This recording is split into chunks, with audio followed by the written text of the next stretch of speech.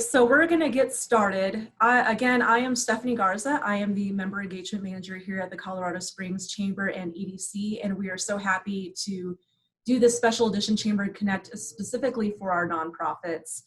And before we kick it off to Kristen Faith of the Nonprofit Makeover, we have a couple announcements. We have on next Thursday, we have a Chamber Connect, a regular Chamber Connect that is going virtual. And it is on the Changing COS Skyline. And you can still register to attend that event through our website. I will later post our link for that in the chat feature. And just a couple housekeeping items before we hop into all of this. Please make sure that your name shows.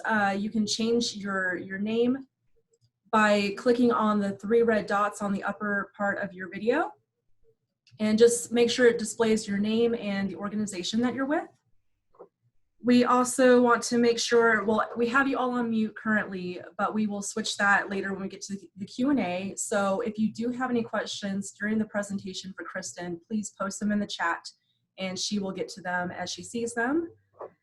And let's see, and we will be here for about 1 hour, so be prepared for that. And so before I kick it off to Kristen, I just want to give a short little introduction about Kristen Faith. She has been a digital marketing and advertising expert for the last decade, and her inspiration for creating her latest company, the Nonprofit Makeover, comes from the international success of her nonprofit that was recognized by Facebook as a top fundraising organization. So Kristen, I'm going to kick it off over to you. Yay! Thank you so much, Stephanie, and thank you, Chamber of Commerce, for giving me the opportunity to share some tips and tricks today about Giving Tuesday. To just a little bit about me, more that Stephanie had shared. About 10 years ago, I created a nonprofit called Break the Silence Against Domestic Violence, and we received international notoriety because of the work that we were able to do. And like Stephanie mentioned, my biggest inspiration for creating the Nonprofit Makeover was to transform the way traditional nonprofits operate. As we all seen it, we have struggled this year as nonprofits. And I'm here today to share some tips and tricks on how your organization can go virtual. And if that sounds a little scary, just bear with me. I'm going to give you so much that you can take away with today in hopes that you can transform into a digital powerhouse. So the Nonprofit Makeover, like I mentioned, transforms traditional nonprofits into sustainable powerhouses online. And for a lot of organizations who have been operating traditionally, they instantly think, oh, Facebook, we have to post more on Facebook. And that's not necessarily what I'm talking about.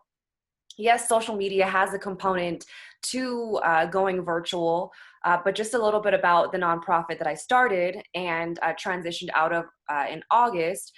Basically what I did when I started the nonprofit was I created a Facebook page and I shared my story online as a domestic violence victim and reached so many people. But in that process, I also recruited remote volunteers. We also did all of our marketing online. We also had online programming. In addition to that, we of course had in-person things. We had in-person events. But when we saw this pandemic unfold this year, quite honestly, we weren't impacted simply because we already had digital fundraising in place. We had fundraising that was already happening.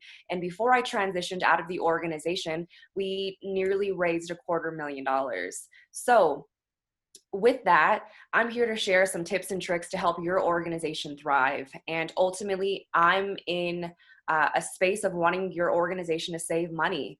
We all know that in-person events cost a lot, whether it's fundraising time, whether it's overhead for the actual events. The Nonprofit Makeover offers a lot of different resources to help your organization thrive. So I'm going to get right into it. Giving Tuesday. A lot of organizations don't know what Giving Tuesday is, and I'm going to kind of go and answer what that is twofold.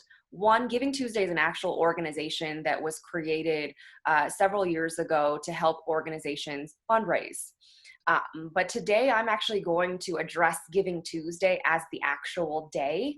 What I've heard from nonprofits is some don't qualify for Giving Tuesday or something in that realm, but let's just use Giving Tuesday as the actual day, like the holiday that it is for nonprofits. So Giving Tuesday is a global day of fundraising. It helps bring awareness to a lot of nonprofits. This year, it's going to be December 1st. And now that we are just about a month away, I want to encourage everyone to start getting their wheels turning on how they're going to inspire donors to give. Of course, we also have the Indie Give that's happening right now. So if your organization is a part of that, that's awesome as well. But one of the things that a lot of nonprofits don't know that they can tap into is Facebook fundraising. I'd love if you can post in the chat if you do use Facebook fundraising. You can drop a comment saying, I do. I would love to see how many organizations here are using Facebook fundraising as a part of their fundraising efforts. Great, great, great. So last year, Facebook actually matched donations for Giving Tuesday. And I did my research and I could not find if Facebook was doing that this year. We all know that Facebook has the funds to do it. So I'm hoping they do match those funds, because last year they gave $7 million in matching funds to nonprofits across the globe. And so basically what you would do is create a fundraiser on Facebook. And I'm going to get into that much more in our conversation today. And of course, if anyone has questions about anything that I'm mentioning, feel free to drop it in the chat. There's lots to share, so bear with me as I give you all of my juicy secrets. One of the things that when you go into Giving Tuesday, I want everyone to think about their goals and objectives. A lot of organizations, a lot of nonprofit leaders think that when you go into fundraising, no matter if it's Giving Tuesday or just because it's your annual Give campaign, that your big goal is just money. And that's great. It's, of course, the objective for most nonprofits, but one of the things that have really impacted nonprofits this year is donors are declining because of everything that's happening with the world, because of the global pandemic. So when you plan for your Giving Tuesday or any fundraising effort, I want you to think about what your objectives are beyond just fundraising money. So is that, and everything that I'm going to be mentioning today is all about digital. So is that more followers on social media? Is that more donors? And if that means more donors, what does more donors mean to your nonprofit? Does that mean you're going to create more programs? Does that mean you're going to help more people in your current programs? Does that mean that you want more awareness for your nonprofit? One of the big reasons why I created my nonprofit in 2011 was I had no idea what resources were available to me when I was getting out of an abusive relationship. I had no idea that there were a lot of nonprofits that were in my community at the time that were there and ready to help me. And so I wanted to create a nonprofit that was able to reach people online so they didn't have to research and find, oh my gosh, where can I find someone to help me, and where can I connect? So if your nonprofit is a secret to our community, let's think about ways that we can get you in front of more people online, so you don't have to depend on those in-person events for people to know that you exist. I can tell you right now, just looking at a couple of the organizations here, these are new names to me. And so I'm excited to see what we can do together to get you in front of so many other people. I had a workshop this week as well, and there was another nonprofit that had mentioned, needing help to get awareness. And so I had mentioned, and she had mentioned that, oh, no one's donating to this type of nonprofit.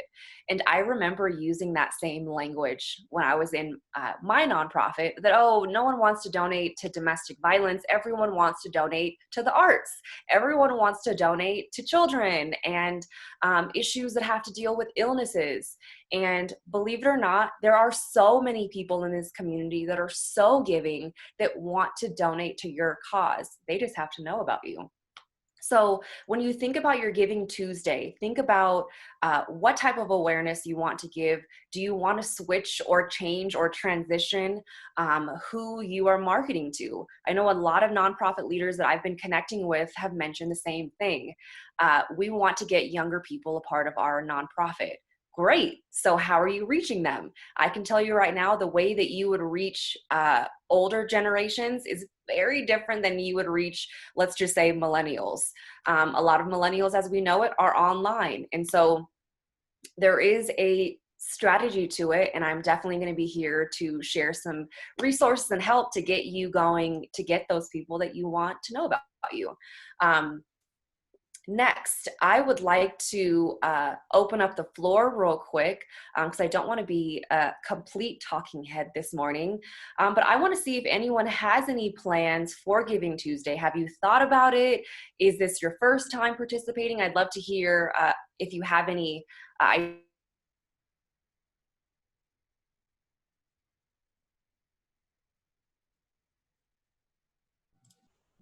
Hey, Kristen, just for a second, it seems like your audio cut out.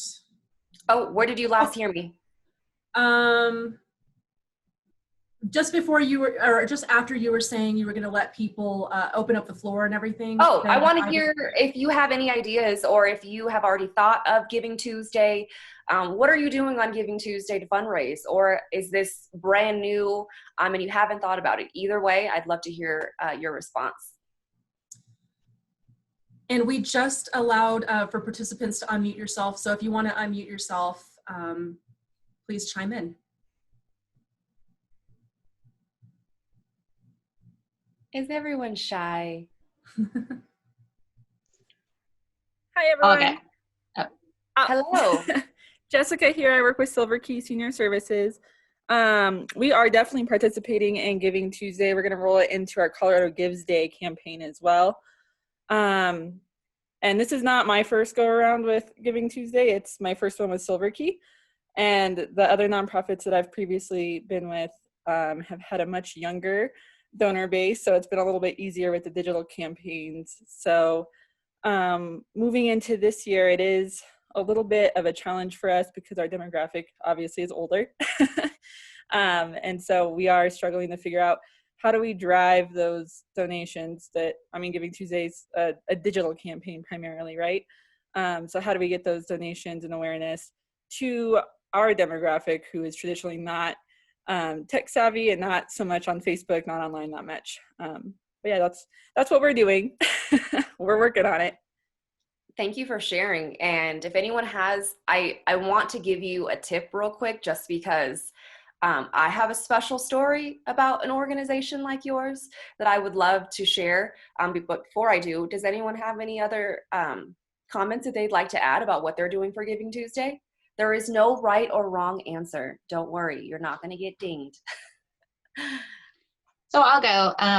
I've been doing Giving Tuesday work for years now, mainly with public media. So we have an extra layer that we are able to use, of course, on air. So we have lots of spots that we'll be doing, but email, social media mainly. And then I'm actually on here twofold, Miss Emily. I am on the board for Colorado Springs Dance Theater. So we'll also be helping plan and promote their Giving Tuesday as well. But I think my main, and you may talk about this later, I'm from Texas.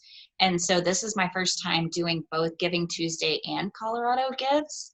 And so I guess I'm interested how people, since they're a week apart and they're not on the same day, how people plan and message around that since they're not on the same day, and how they split their promotion. And anyway, so I'm kind of curious about that.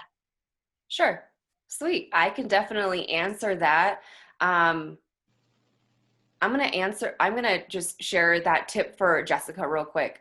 And this is for everyone because it's so relevant to where we are as a country right now.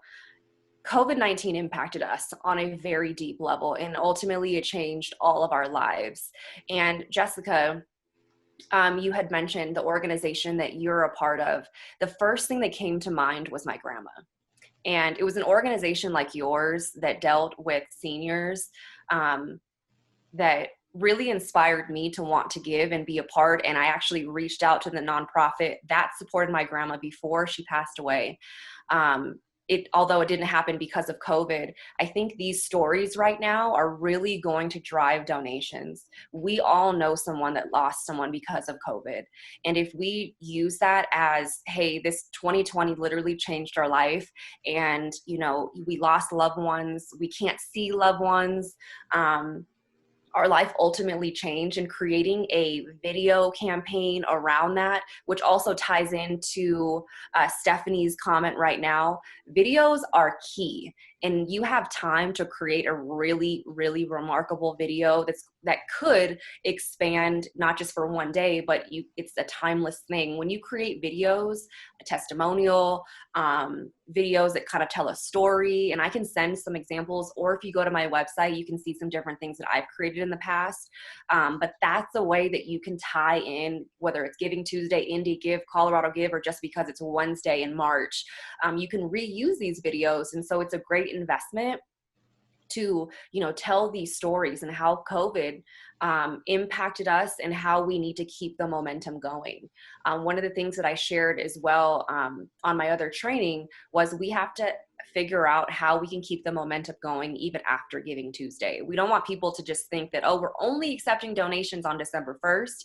We want to make sure that they know that in order for us to keep our mission alive, we need your support December 1st all the way to the next December 1st. And so keeping those stories going, keeping the momentum, really pulling on people's heartstrings is absolutely where it's at. When I, did my work with domestic violence, of course, a lot of people really resonated with it because they were there because they were affected by domestic violence. Although many of the causes or organizations that are here today aren't domestic violence, that doesn't mean that you can't play on the stories that were impacted by the work that you do. Whether you are, public radio, talk about the stories that, people that really find comfort in the work that you do, that really tune in every day, or, give people the opportunity on Giving Tuesday to, hey, pop on, share your story on how much our radio station was impacted your life this year and helped you keep going this year during COVID. I can tell you right now, a lot of people in my age demographic love to be in front of people. And that's just a great way to get people excited. Hey, if you donate, we'll shout you out on the radio. People love that stuff.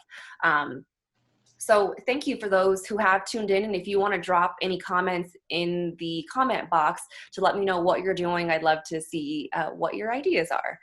The next thing that I wanted to do, in case you didn't have any ideas, was give you some creative ideas. I am filled with an abundance of creative ideas all the time. So when you get me going and when you get me excited, I have so much to say. So one idea that you can really tap into is online events. One of the things that I did this year that really drove people to our social media platforms was online events. So some of you are part of theater organizations that really got me excited because my kids love that. And so if I was able to see that online, I'd be more interested in seeing how I can get my kids involved with the work that you do. And so again, those stories are going to get people excited and want to get them involved. And in turn, they're going to want to give. And so it's not just about, okay, I want money, just give me the money and we'll do it. But more so, let's create an impact in surrounding the community. How can we get the community involved? Granted, the times that we're living in right now, we're feeling really separated, but how can we use that to our advantage to get people excited to come together? So online events. So whether you're a theater company and you do, a quick tutorial about how you do theater production, or you have some people who do your shows come on and talk about their favorite experiences with your nonprofit, or if you help seniors, I think it would be so adorable to have seniors come on and try to have them navigate like being on Zoom and they talk about how they enjoy your nonprofit. I think that would be so adorable to watch and just kind of or even show them like TikTok, and just having them see all these fun, like hip little things would get people so excited, and people love that kind of stuff on social media. I'm a huge social media buff, so when I see videos that remind me of my grandma, I always watch them. And I know a lot of people watch them as well, because when I see 1, 2, 10, 20 million views on those videos, I can tell that other people of all demographics are watching. Second, a lot of organizations really relied on galas and big charity events, 5Ks, big production type events, and a lot of places aren't accommodating those right now. So one of the things that I did with my nonprofit back in July this year is we actually hosted a virtual benefit concert. It was so well received. People all around the world were able to watch it, and we premiered it on both YouTube and on Facebook. And so basically what a virtual benefit concert is, and what the Nonprofit Makeover does, is we take your favorite kind of music. We give you live music with your cause colors. We give you an event host. We give you the whole shebang, and we deliver it to your nonprofit as a complete package. A lot of nonprofits, I know, when they do these big production events, they have to pay staff, they have to pay for an event space, they have to pay for dinners, they have to pay for the auctioneer, they have to pay for the napkins, they have to pay for all of these things, end up costing an upward of hundreds of thousands of dollars.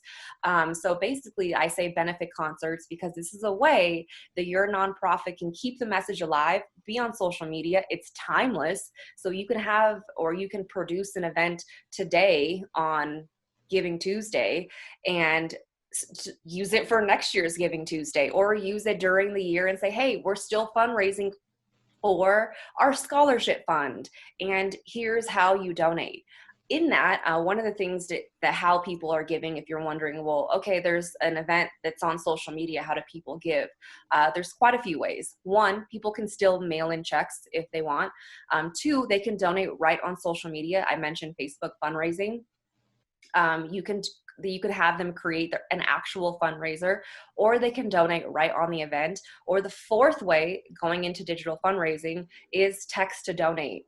One of the big things that really helped our nonprofit a couple years back, I believe we signed on maybe in 2015, was text to donate. And the company that we used was Mobile Cause. It's a really great resource. I highly recommend it. We saw a huge spike in donations when we started using text to donate. Basically, if I'm having this conversation with you right now and I say, hey, everyone, take out your phones and text, I'm making this up, so don't text it, chamber to 91999. People can literally pick up their phone and literally text chamber to 91999 and make their donation right on their phone. It doesn't charge their phone bill. You do have to get your credit card or debit card and put it in, and literally your nonprofit will receive that the following day. You can have different text to donate names, and also you can use that as a way to do virtual events as well. The thing where, you see it at the big events where they have the thermometer and then it's going up, up, up as people are donating. It's live, it's great, it's interactive. So donations now need to be more engaging and more interactive than ever. Yes, a lot of people probably still donate through checks or want to donate in person at events, but we have to pivot as nonprofits. And I say we because we're in this together. Colorado Springs is probably one of the most supportive communities that I've ever been a part of. And, doing this work in different places across the country, I'm from San Diego. I moved here 3 years ago. And I can tell you right now, one of the organizations that was with me every step of the way was this Chamber of Commerce. I was a part of the chamber back in San Diego, but it was nothing like this chamber right here. And so let's use that.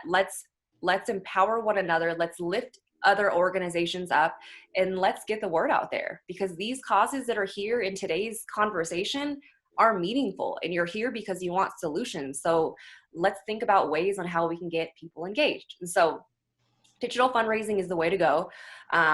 Text to donate, I mentioned, benefit concerts, online events. So get your wheels turning, get them figuring out what are we good at, what do we do, and how can we transform that online. So again, whether you're a senior organization or whether you're a theater organization, really tap into that and basically provide it online and let people be a part of it. It's kind of like virtual reality in a sense, but not really, because you're on a computer. So those are some ideas that you can run with. Of course, there's still kind of in-person events, but let's not rely on them because we have no idea if we're going to get shut down again. And plus, it's actually cheaper when you do things online. It's just there and it's available right here. Next, so I did go over digital fundraising, and one of the things that I talk about often is social media and how you can really tap into that. So a lot of people think that, oh, okay, Facebook, I need to post on Facebook and I'm going to get more followers. It's more complex than that. And so when we talk about social media and we talk about fundraising online, there's a lot of ways that you can boost your engagement. That means more engaging content, more original content. So I talked about those organizations quite a bit that I just mentioned about the seniors and the theater. But how can we get more content that was created by your nonprofit? We don't want to see you sharing other things online, because why would we go to your page if we can just go to the source?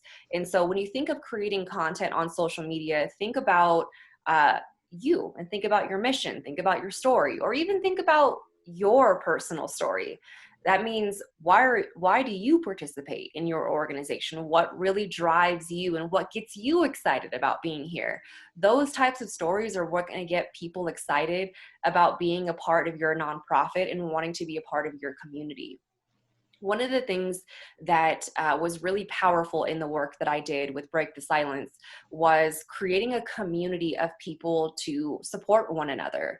So if you haven't done this already, number one, you should probably have a Facebook page, and you should get your supporters and your volunteers and your board members to jump on there and invite their friends. If you have, let's just say, 10 volunteers and they all have 100 friends on Facebook, basically they can go on and invite those 10 or 100 friends. So if you have 10 people all bringing on 100 people, that's a lot of followers right off the jump, and it's free to do that. All you have to do is say, hey, volunteers, hey, board members, hey, donors, we want you to invite your entire list to join our page. That's literally what I did.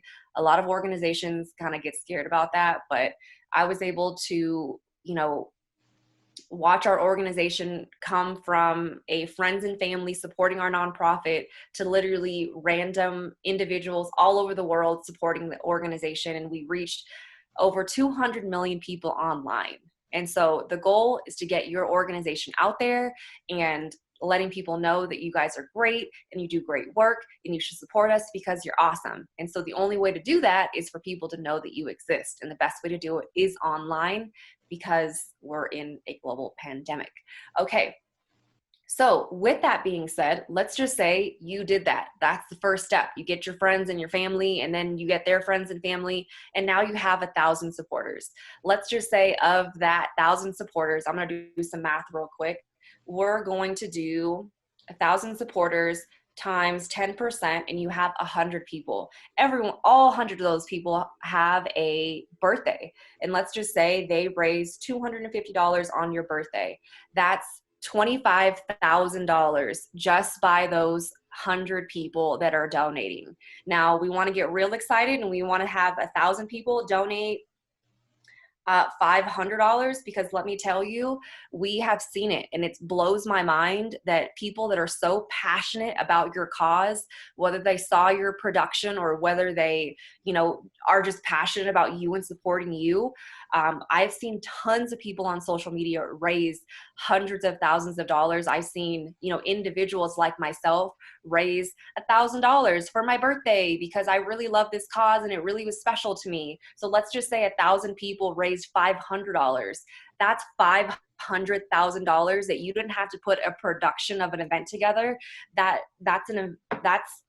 $500,000 in complete profit for your organization that gets delivered to your bank account strictly from Facebook. So The power of social media is incredible.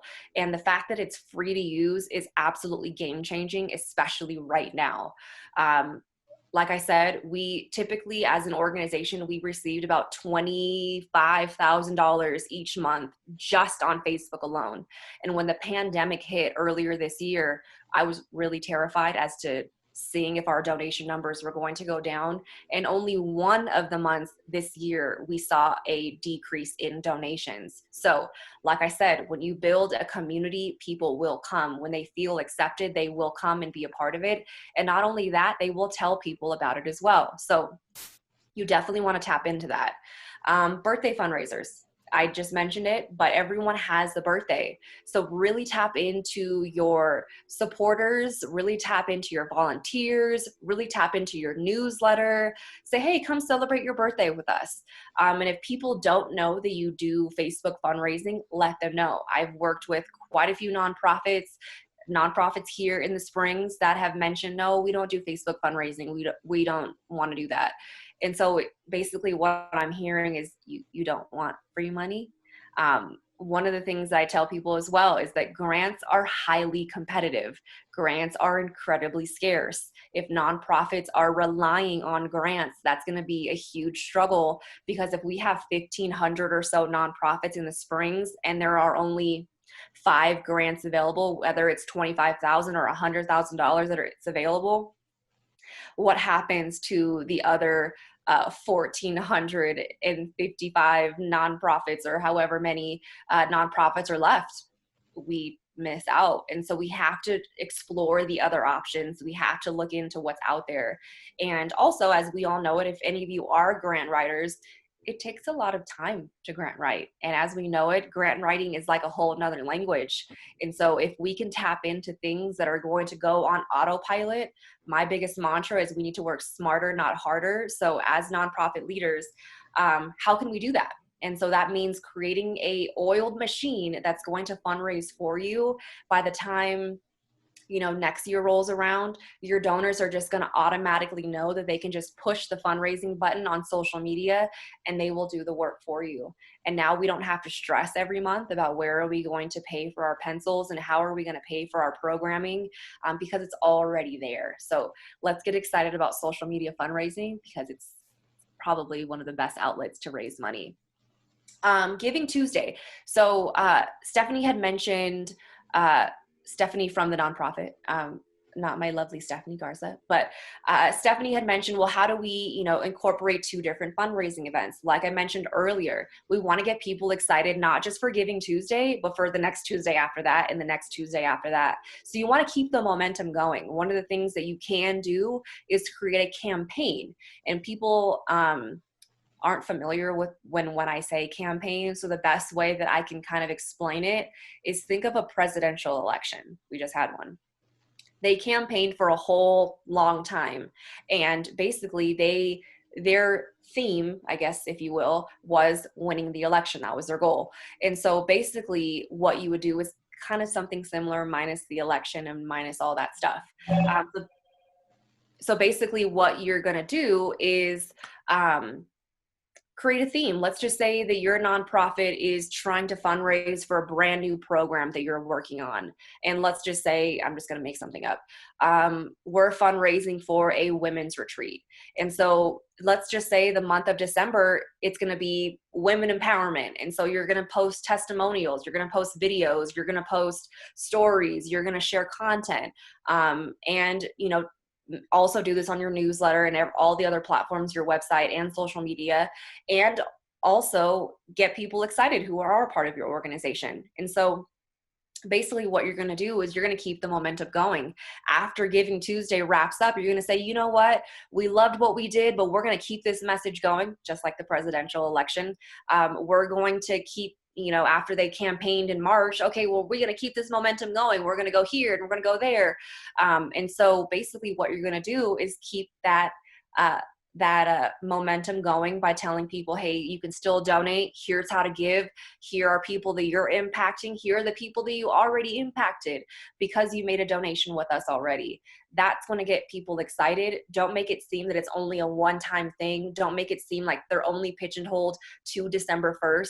We want to make sure that we're pretty much spreading it for the rest of the year. So go ahead and do that. And that's how you're going to keep people excited, no matter if it's Indie Give, Colorado Give, or Giving Tuesday. Yes, you kind of want to say it's for those things and you can mention that you're a part of it, but kind of also pivot a little bit so you're kind of in your own lane. That way people know that, hey, we're just fundraising. We're just doing what we do best, and this is what we're focusing on. So when you get people excited in that space, they're not going to get confused as to, oh, well, am I giving to the Indie Give or am I giving to this one? Well, like, what am I giving to? So just let them know that, hey, we want you to give. And we need you more than ever right now to keep our legacy alive. I've already heard here in the Springs that nonprofits have been closing their doors because they couldn't figure it out. And let me just tell you, I don't want to see any of these nonprofits here close their doors, because there is a way to keep it going. How important is it to have matching funds to incentivize giving during this time? I think it's cool. I think it's great. And the reason why is because it does get people excited, but I also want to share that depending on who your donor base is, they might not have a lot to give in terms of, let's just say someone offered to give $50,000, but you don't have the donor base that can just give $50,000. But it's a great way to say, hey, you're going to double your donation. This is a great time to give. I'm going to say that it doesn't make or break your fundraising efforts, but it definitely helps support it.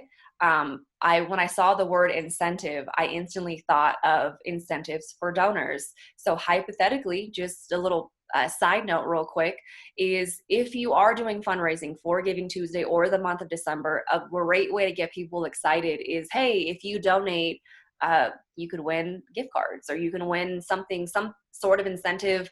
Maybe you get restaurants to donate for these things and you can give prizes away. That's always a great incentive. If you have merchandise that has, your organization's name on it, that's fun. People love getting things when they donate, but also a lot of people give because they love giving.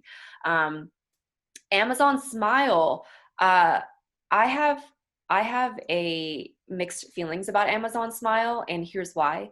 Is people like me spend lots of money on Amazon, and when you see that your nonprofit is going to receive donations online after you spend, I don't know, thousands of dollars buying office furniture, and next thing you know, you get a $30 donation. So when you fundraise on Amazon Smile, great, you actually get 0.01% of your kickback. So with that being said, it's kind of one of those things that it's like when you go to the when you go to the grocery store and they ask you to put in your number because you're going to get a kickback, and you just do it because you're a rewards member, or even like flight miles, when you use your credit card, you get some points or whatever, kind of just put it on autopilot. So Amazon Smile is one of those things where you can just tell your donors that you are using it, and hey, just put it on your account. Choose a Chamber of Commerce as your favorite nonprofit, and when you check out, it just automatically gives. So we don't want to have people think that Amazon Smile is going to help pay for your program, because most likely it's just going to pay for pencils, honestly. So those types of things, or even like the dine outs, when you go to, I don't know, Old Chicago, and they want you to bring a whole bunch of people, and they give you the ticket and you can donate to the nonprofit. People are thinking that, oh my gosh, I'm going to be able to eat so much and give so much to my nonprofit, when in reality, it's only a little bit that goes back to it. So I'm all about working smarter, not harder. I want to be able to get more bang for my buck, especially as we all know it. Fundraising takes a lot out of us, and we have to do it all year long. And so what can you do to maximize those hours to ultimately maximize your impact and maximize the dollars that you do receive. Thank you for the questions, by the way. The next thing that I want to talk about is media outreach. So I see that several of you are from the media, so you are already a step ahead of the game. So basically, I want to see you tapping into those outreach efforts. I want you to tap into whether it's radio, television, newspapers. I want you to tap into those because people are going to read it. People are often online, or whether it's digital or whether it's on air. Those are going to be a great way to get people excited. Don't just wait until the day of to talk about it. Kind of plant those seeds little by little. Don't inundate people, but a great way to get your word out is to, hey, send out a press release, say, hey, this is what we're trying to achieve. And when you go into those media outlets, and if I'm talking too fast, feel free to tell me to slow down, because I get so excited and I just want to tell you all the things that I got. But tap into those media outlets and let them know that, hey, this is what I'm trying to accomplish. I know one of the things that I really appreciated about hearing on-air ads was, hey, we want you to donate to our public radio station because it does blank. So when, of course, I'm sure I'm preaching to the choir, but in case you need a little reminder, when you are asking for fundraising donations, the best way that you're going to get that impact or that return on investment is, hey, we're fundraising for a women's retreat. We're fundraising to get 20 children at our theater program. We're fundraising to provide 100 meals for seniors in December. Hey, we're fundraising for X, Y, and Z. These are really important things that are going to get people excited because they can measure with you on what you're able to achieve. That was a lot of information. I definitely appreciated you all bearing with me as I went through it all. But now I would love to open up the floor to you to see what kind of questions that I can answer for your nonprofit in particular. Again, in case you jumped on a little bit later in our conversation, my name is Kristen, and I am the founder and CEO of the Nonprofit Makeover. We are a consulting company here in Colorado Springs that know how to fundraise online, that know how to have a digital presence. I did it for the last decade with the nonprofit that I founded on social media. And one of the things that I like to tell people is that it's more than just posting on Facebook. I'm going to just reiterate what I was able to achieve with my nonprofit. I managed a team of complete volunteers, and that blows people's minds because they literally ask me, so you managed a team of volunteers completely virtual and they donated their time? And I respond, yes, in fact, that's exactly what happened. I had a team of about 60 individuals. I had directors who oversaw social media, blogging, graphic design, creative development, a lot of different avenues of the organization. Most of my team was creative, which allowed us to expand our programming efforts. We did a lot of stuff online, but we also did a lot of stuff in person before everything kind of got weird. Just to let you know also a little bit about me, when I first started the nonprofit, I actually went to school for journalism and became a victim of domestic violence and wanted to create an impact. And so I poured my heart and soul into this work, and every goal that I wanted to set, or I did set for the nonprofit, I was able to achieve it. I went on 3 national speaking tours. I was featured in Glamour Magazine, ESPN, Investigation Discovery, Huffington Post, a lot of different big platforms because of the work that I was able to do. Again, I reached about 200 million people on social media, fundraised online, raised over $1 million on social media, and was able to do this very successfully, completely online. The work that I did was very impactful. And one of the things that I realized this year is that these gifts were meant to be shared with all of you. And I'm really excited to be able to answer any questions you may have. I'm very much known as an open book. So if you have questions, if you have specific questions that I can help with, how to get millennials to donate, please ask me. I'm here as a resource to you and want to serve you in any way that I can. I did post in the chat how to get in touch if you want to learn the first 3 steps on how to build a successful nonprofit online. You can go to the nonprofitmakeover.com/download, and you can check out my 3 secrets that I have. So with that being said, I'd love to open up the floor and see how I can serve you all. Hi, my name is Dan Smith, and I run this Christian television station. We're the only local Christian television station in town. We've been on the air for 29 years, and probably 99% of our clients are nonprofit. So I wanted just to come on and kind of find out, what your suggestions are, what we do. Certainly we do video, so if, maybe that's something that we can start offering our clients. Not only do they have a program on the air or maybe a commercial schedule or something like that, but we can do the video for them also for an online story. I liked that idea. I love that, and I absolutely love what you do. Again, when you give me a little seed, I water it, it turns into a flower instantly. So I love, number one, Christian radio, and number two, I love Christian television. And television. So that's good to know, because I didn't know that was a thing. So to attract people like myself to say, hey, you love Hillsong, you love these, big artists that you can hear, but imagine if you can see them, because the power of visual literally tells a whole different story that your ears can't tell you. So I love the idea of doing commercials. I love the idea of possibly even having, singers on your show. Personally, if you want to shoot me an email, I know quite a bit of musicians, Cool. and also virtual benefit concerts. Imagine doing a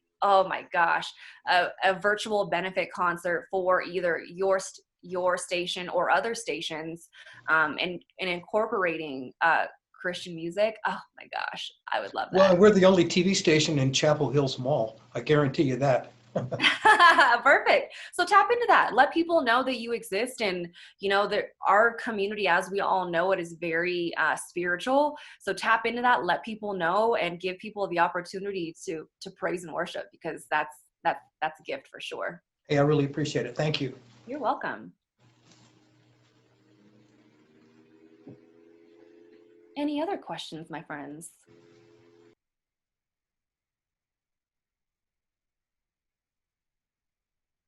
Are you shy?